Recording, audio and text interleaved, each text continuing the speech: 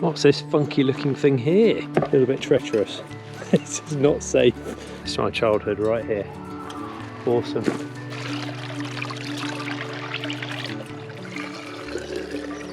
Hi guys, it's Nick here from Hidden Valley Bushcraft, and today I'm going to be talking to you at home about how to source wild water. I'm in a place called West Hartree Coombe. We're talking seriously old piece of landscape, and of course entirely forged by water, retreating ice water from the Ice Age. It's amazing just being here. I think this is one of the inspection chambers for the underground tunnel that carries water from the Mendip Hills all the way as far as the city of Bristol. This was designed and built by an incredible engineer called Isambard Kingdom Brunel. It's so poignant because today I'm going to be talking about water. Climbing up onto a high point is always a good idea because it's going to help you from a natural navigation point of view. Imagine we're out for a day with our bag on our back and we're exploring and we run short of the water that we've left the house with. How are you at home going to replenish or top up that water level from the wild? Now straight away, using the geography and the landscape around me, I'm up here on a high point right now and I can hear that there's water down there somewhere. I've just now got to figure out a safe way of getting down there. I think I'm going to head this way. Wow, look at that. That is not a place you want to be falling down. Seriously deep hole. You need to have your wits about you here. One false move and you are falling a good 60 feet. My footing is a little bit unsteady here. Not going to get down that way. Just holding on to the roots here. This is more fun than I was intending on having. Wow. It is in fact incredible cave features like this that King Charles II of Britain, when he was on the run from Oliver Cromwell's troops, would have been using to hide out. Let's have a little peek inside. I've got my torch and my micro adventure kit. Wow. If you want to see me go into that cave and have a further investigation, let us know in the box below. Back to the task in hand, sourcing water. Quite a big fan of going off the beaten track. Obviously it comes with a certain level of danger and risk, and only you at home can risk assess that. Just do whatever you're comfortable with. Here we are, free flowing water, and that looks beautiful, crystal clear.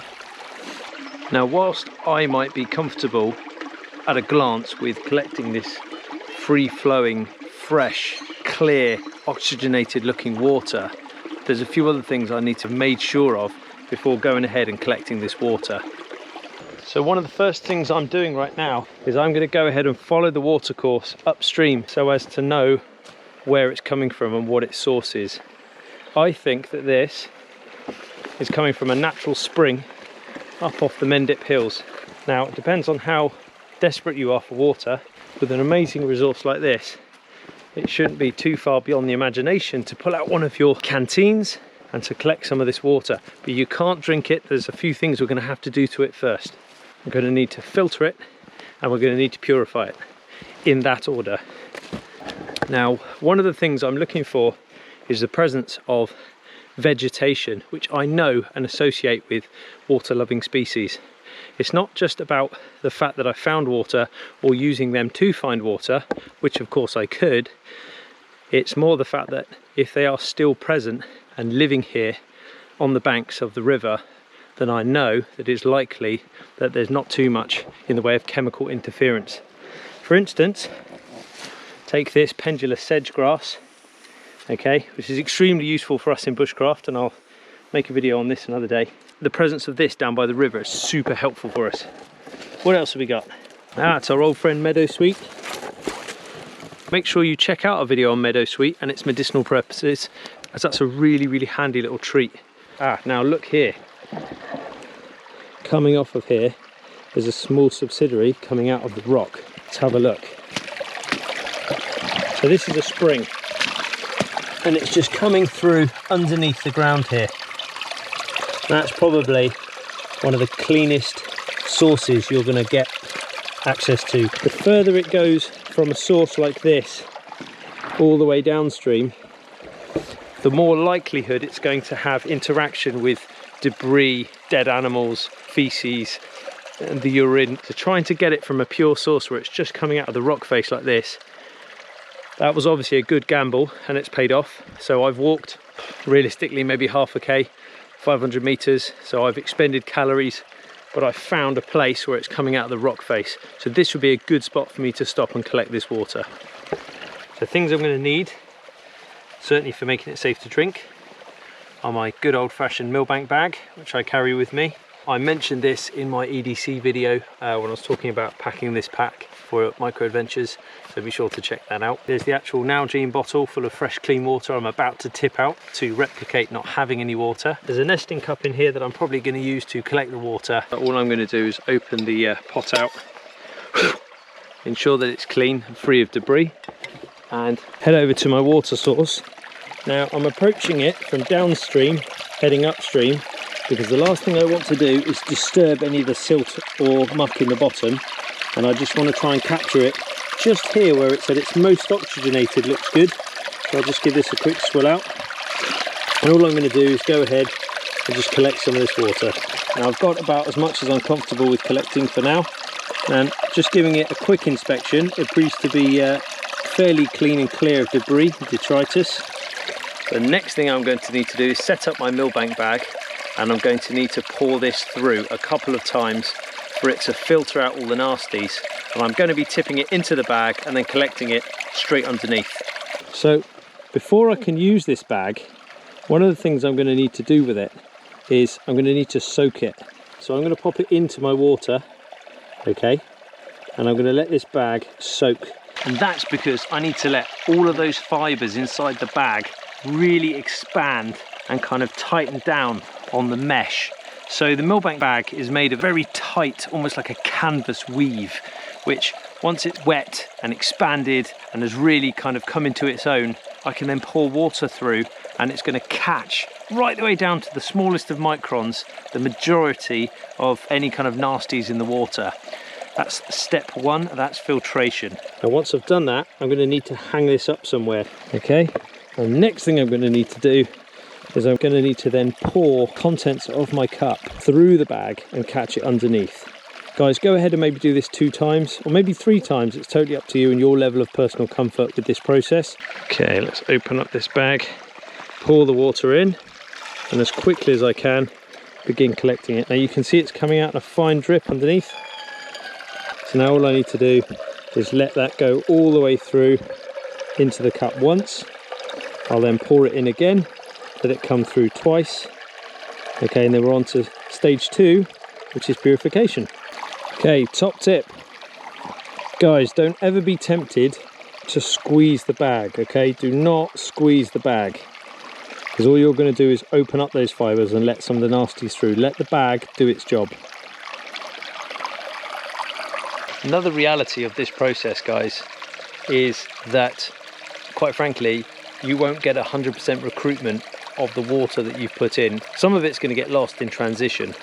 So you may need to replicate this process maybe twice more until you've fully topped up your water bottles. I started with 3/4 of a cup. I've got just under 3/4 of a cup. So I'll go ahead and tip this in and we'll go one more time. Be patient, take your time. If you're anything like me, you'll be enjoying your surroundings far too much anyway. I mean, just look at that up there.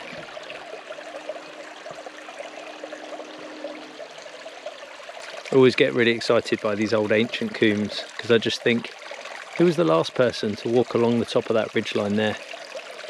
How long ago was that? Right, how are we getting on now?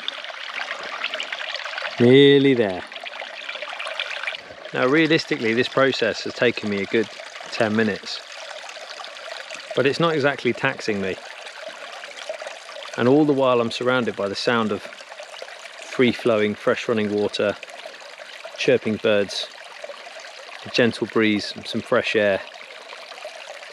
I know we live in a world where we want everything now, but it's the process and the time that it takes that creates the resilience, which then gives you that all-important confidence at the other side of it. There's plenty of gizmos out there on the market. I'll do a video another day on gadgets, gizmos, things that purify water in seconds. Life straws you can just bend over and drink straight from the river with. But of course, how do you know when they stop working? Does a little light come on? The only way you know is when you get the runs, Giardia lombardosis, Campylobacter or something worse, halfway up a mountain in Machu Picchu. That's when you know it's gone wrong.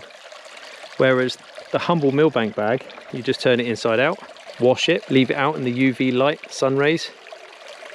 It's the gift that keeps on giving. Right, I'd say that is pretty much us.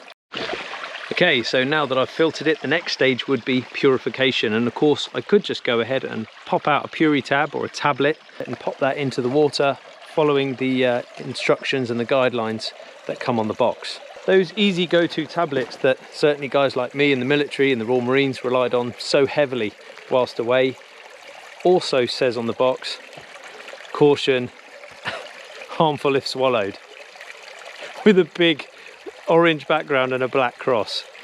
That's because if you get the dosage wrong, you could do yourself an awful lot of harm.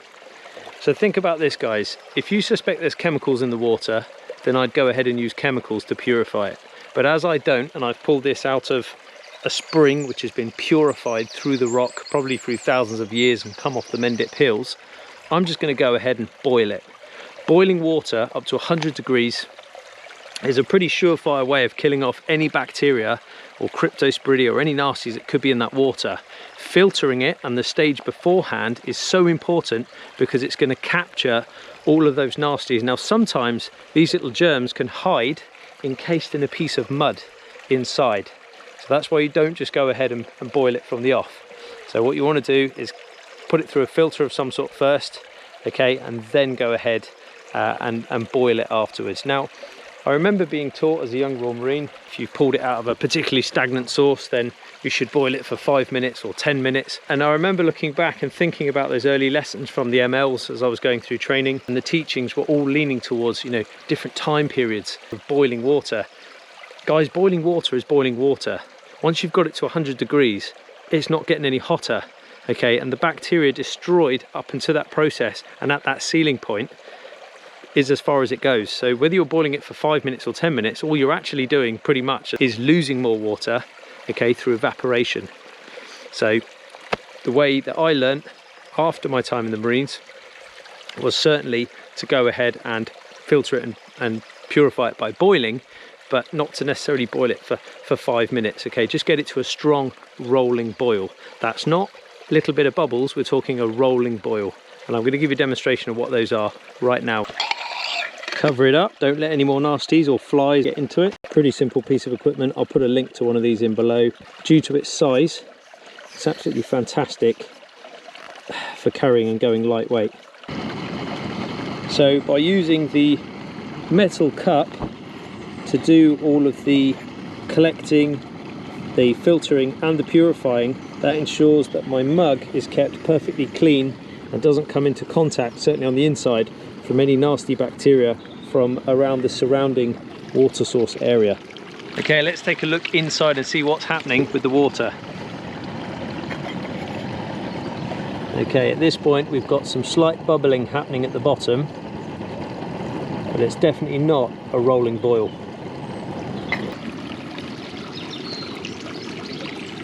Bubbles regularly coming to the surface and popping now. That's still not a rolling boil. You'll have heard the expression, a watched kettle never boils. You can see the Millbank bag up here is now just drying out. Oh, tipped over my water. Be careful guys, I stood up and I tipped over my water mid-demonstration. I've now lost half the water that I was collecting. That is rather unfortunate. You could even use one of your bottles to collect some water from here in the water source if you were trying to push on to another location before end of the day and the sun's going to go down, and then you could obviously do this process at the other end. But you'd have to always remember that one of your water bottles has potentially bacteria inside it. It's a good rolling boil. Let's turn that off. That is what you're looking for, guys. So I could either go ahead and make myself a coffee or top up my water bottle, which I could then let cool inside my pack. All that I need to do now is obviously pack my cup away, fold up my Millbank bag, and it's up to you whether you want to put it back inside the top of the pouch, or while it's wet like this, I'm going to try to wring it out a bit, and it's probably going to live on the outside of my pack while it air dries as I carry on the rest of my micro adventure. I'd say that's been 20 minutes start to finish. You might want to go ahead and carry something like a small life straw. I sometimes carry one of those. If I was going abroad, I definitely would. But here in the UK, I'm confident enough in my skill set to be able to source wild water. I'm not in a rush. I'm not under any sort of time constraints or pressures. And after all, a lot of what I do with clients involves relaxing, taking time out, engaging with the landscape around us. I'm happy I've let this cool sufficiently and it's not going to be some kind of a pressurized container that's going to go off in my bag. Okay, so I can go ahead and close this up. Thank you for continuing to support me on this little journey. Together we can carry on mastering the outdoors, and you can at home master yourselves too. Just one more top tip actually about these Nalgene bottles. It's only single skinned, so this is still hot to touch. What I can do is I can wrap this inside 2 socks and make sure I go to bed with some hot water here, and I can put that right the way down at the bottom of my sleeping bag as an improvised hot water bottle if I really wanted to.